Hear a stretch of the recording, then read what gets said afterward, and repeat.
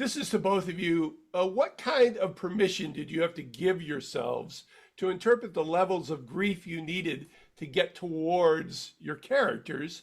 And did you have to adjust while you were on the set? Tara, after you. Um, yeah, I mean, for me, it was interesting because we had shot a short that didn't have my character's whole background. Right. And then we shot another short and combined them and made this feature film. So when in the film, when I'm on the patio outside with Nelson and my character, I have this little moment where I'm a little sad and I'm talking about, how life is short and he should just, uh, embrace his life now. I didn't know. The actor, didn't know what had happened because that hadn't been written and we hadn't filmed that yet. So I just had to make my own stuff up in my head. Right. So that was an interesting thing because I just had to make up like what would get me kind of here to say these words right now. And then once Paul, which I thought was incredible, the way he weaved, the way he wrote something that actually completely fit so beautifully well to kind of justify that moment. He's so good. Then it gave me a different kind of freedom when we shot all my scenes with what my character was going through. And it was just there because the writing was so good. For me, yeah. Nelson. Yes. Well, I'm a very lucky a guy in that I have a long-term love in my life. So the daily life is happy, but once you invest that much feeling into feeling good and love, you're bound to think about your own mortality or their mortality or what might happen at some future date. So that was the basis for everything I did. And then, of course, once I got to work with Tara on those scenes, she's a very generous and giving actress. And that was easy to share, easy to withhold when I had to withhold, and easy to share when I had to share. That's really beautiful. It's great for both of you. Nelson, what did you want to understand about Peter's particular mental illness to get a grasp on his grief level, but floated towards the possibility of redemption? Well, I knew when Paul first presented me with the script that I didn't just want to be a guy that was moping around all day because that wouldn't make for a very entertaining movie. So there always has to be some kind of positive spark, some kind of hope.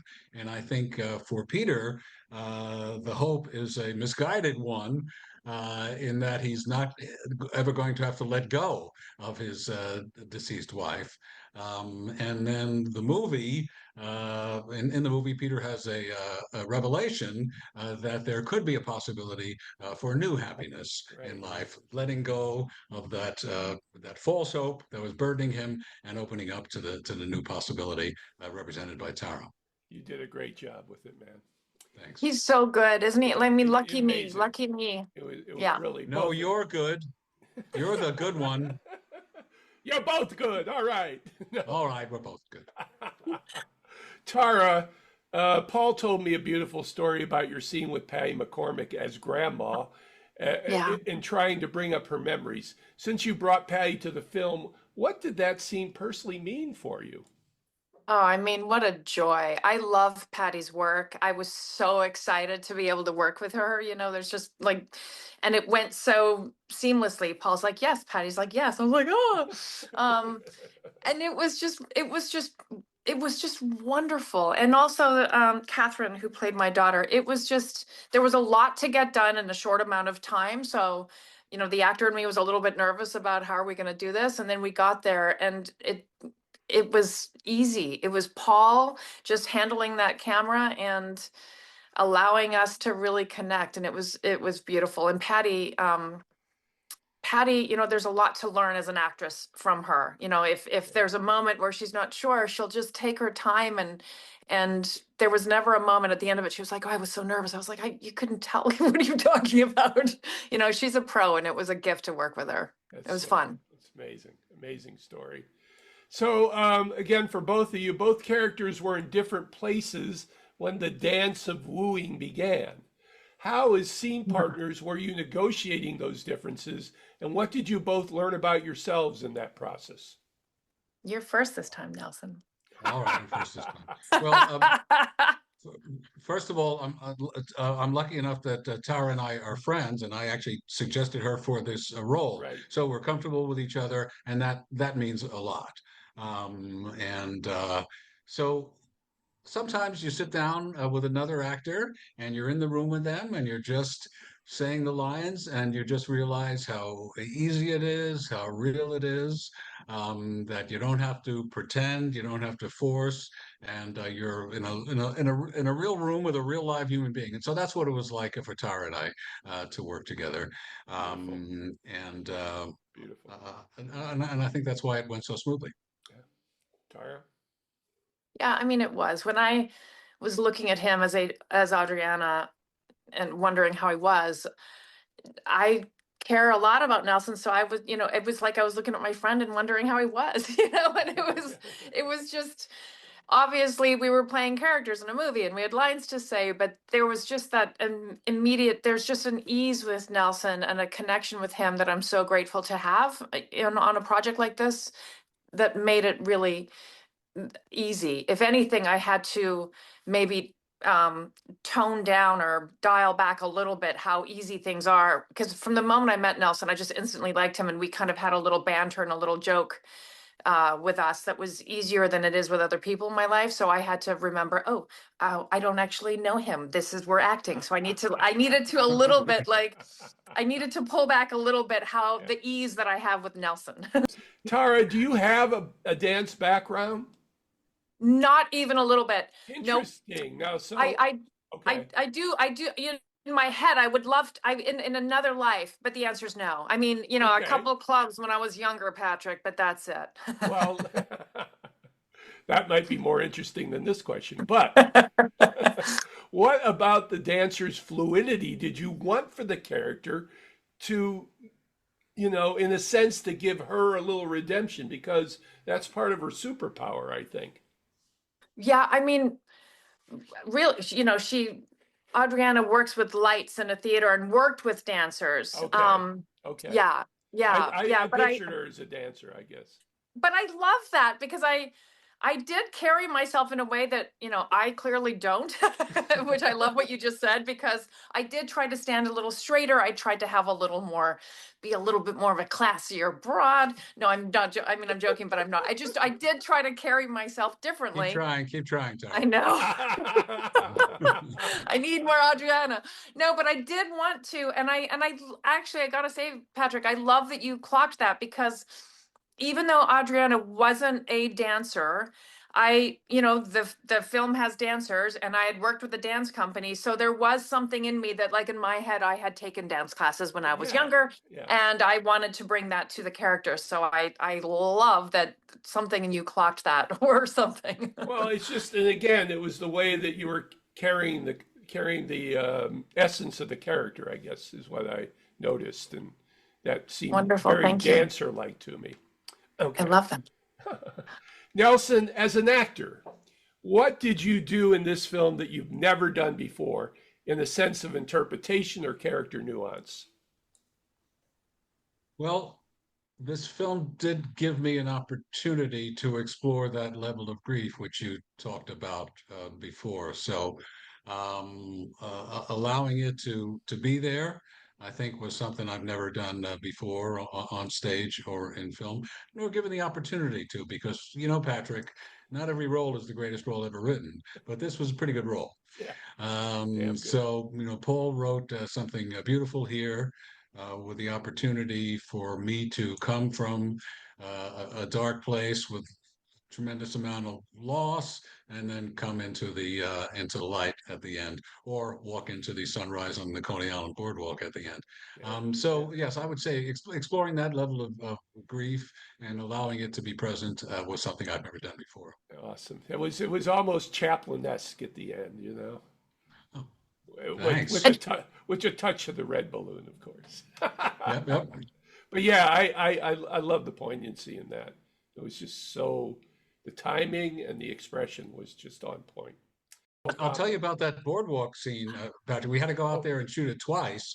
And it was just me and Paul in a car at 4:30 in the morning because we wanted to catch dawn in Coney Island. And the first time we went out there, it was a dreary, dark day. And when we shot it, it looked like a really great film noir. And I walked off into the mist. And then when he looked at it, he said, "You know what? That is not what I want to say at the end of this movie." So we had to go back, and we went back, and we had a beautiful, crystal clear day. And I don't know if you noticed it or not, but when I'm walking down that border, and it's like 6:30 a.m. at that point, there was nobody else in the shot.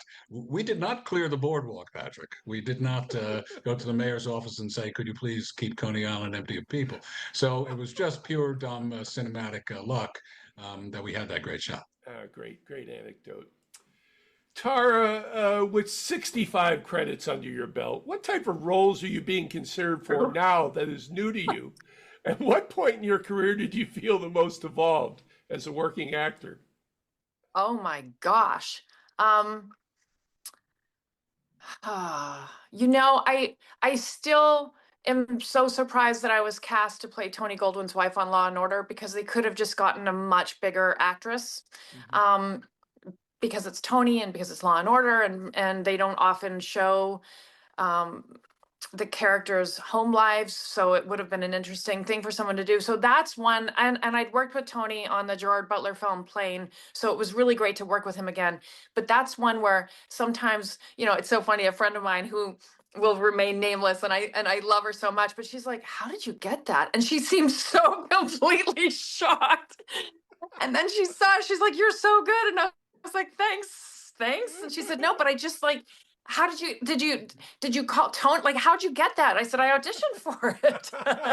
And yes, I'm sure Tony mentioning that I wasn't horrible to work with might have helped, but it was just like, that one just surprises me because I know that they could have gotten a much bigger name. And I love that they, for whatever reason, I got picked, and it was a really great group of people to work with. So that one, that was a little bit of a special experience for me. That's awesome.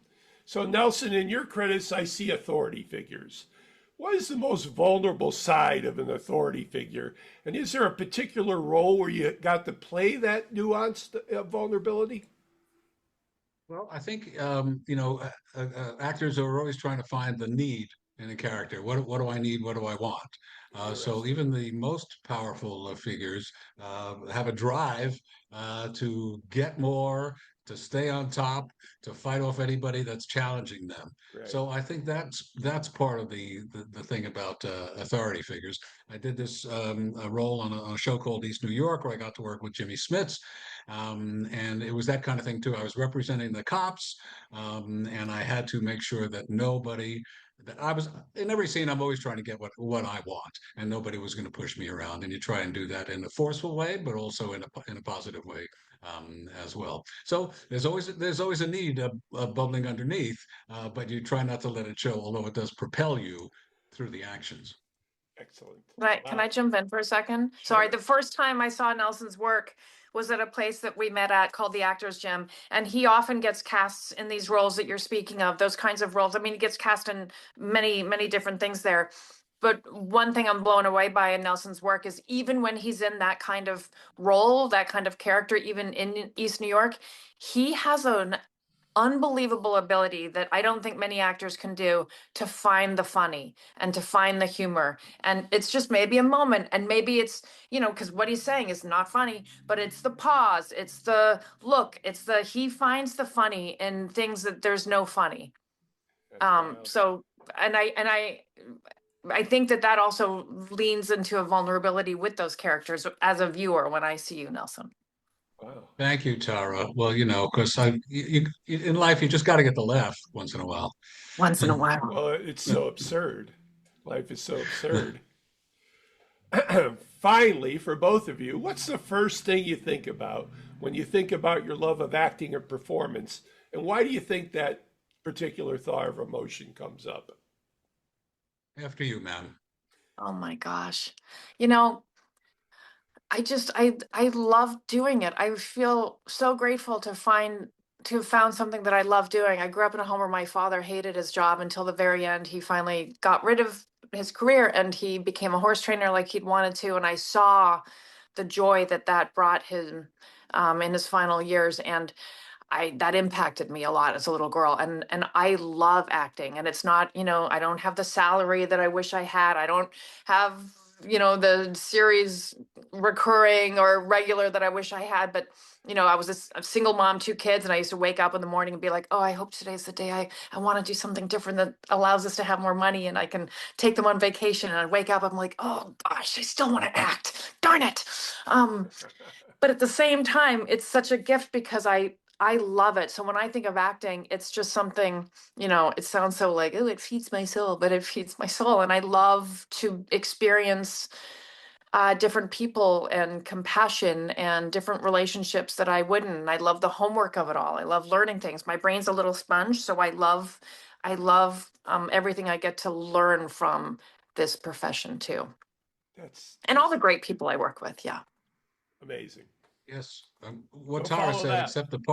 except the part about my brain being a sponge. So, I'm right with you. but I think one of the most fun things about acting is the permission it gives you to act in a way that you really can't in your regular life.